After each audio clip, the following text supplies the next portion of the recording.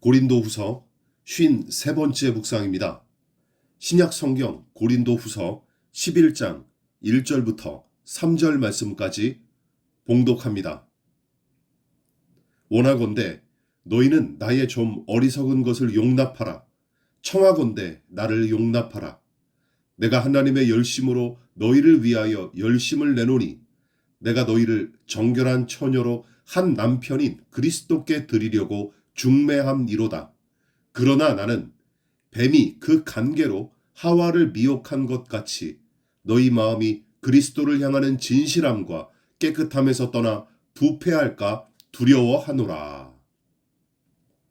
당시 그리스도의 교회들은 기근과 박해로 이중고를 겪고 있었던 교회들을 돕기 위해 의연금을 모금하기로 결의했고, 빌립보 교회 등을 위시한 마게도냐 지역의 교회들은 어려운 처지에도 불구하고 힘써 구제 헌금에 동참하기에 이릅니다. 또한 다른 교회에 비해 부유했던 고린도의 교회들도 처음에는 매우 적극적으로 손을 보태기로 약속했으나 정작 그들은 1년 남짓한 기간 동안 모금에 관해 미온적인 자세로 일관했고, 심지어 그 사안을 대수롭지 않게 여겨 넘어가자는 분위기가 팽배했던 것 같습니다.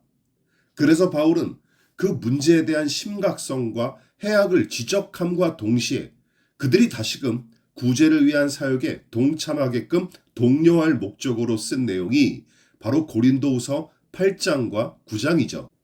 그러나 구제 헌금 모금에 대한 약속 불이행과 미온적인 태도, 그리고 바울을 비롯한 신실한 전도자들을 폄하하고 적대시하는 고린도 교회의 행태는 근본적인 문제가 아니라 표면상의 문제에 불과했습니다. 그렇다면 근본적인 문제는 무엇입니까?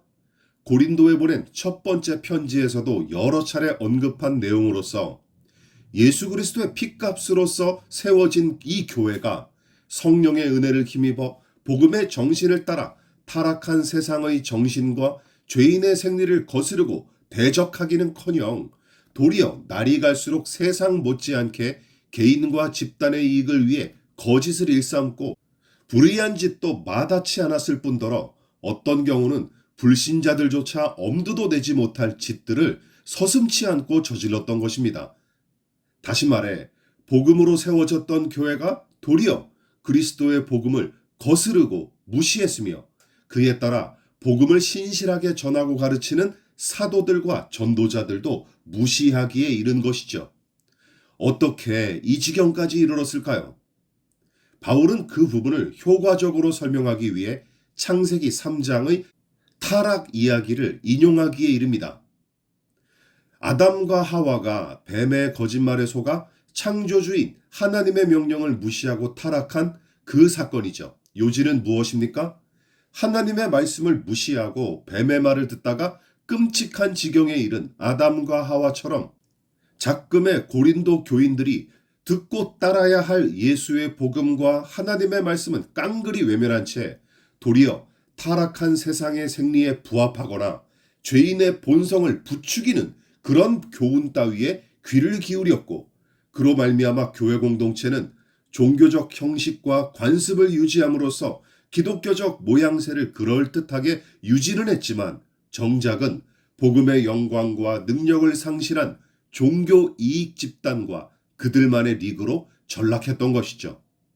결국 주로 귀를 기울이고 관심을 갖는 것이 무엇인지, 진실로 추구하고 욕망하는 것이 무엇인지 살펴보면 개인과 공동체의 정체성은 어렵지 않게 가늠해 볼 수 있습니다. 그래서 검증도 안 된 거짓말에 자신의 욕망을 한껏 투사하여 뱀의 종으로 전락한 아담과 하와처럼 고린도 교회는 뱀처럼 은밀히 교회 안에 침투한 거짓 교사들을 용납했을 뿐만 아니라 그들의 거짓 교훈이 마치 무슨 중요한 영적 원리라도 되는 것처럼 귀를 기울이면서부터 망가지기 시작한 것입니다. 배우자에 대한 사랑이 식어지면서부터 눈이 딴 데로 돌아가기 시작하는 것처럼 악한 마귀는 바로 그 틈바구니를 뱀처럼 교묘하게 파고들어 우리의 눈과 귀를 사로잡기 시작하는 것입니다.